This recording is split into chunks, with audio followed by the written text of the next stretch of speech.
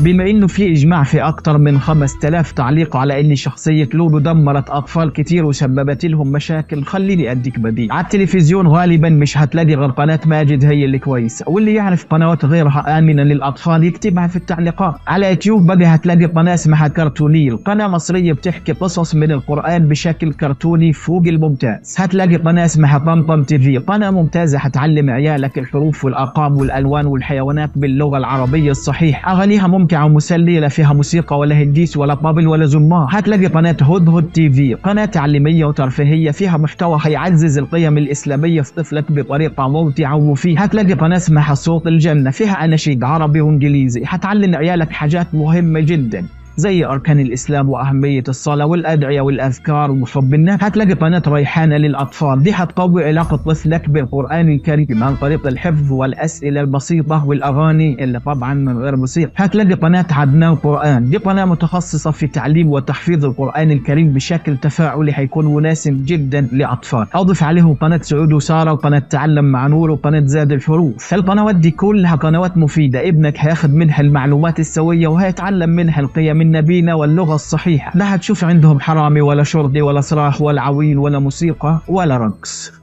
سلام عليكم.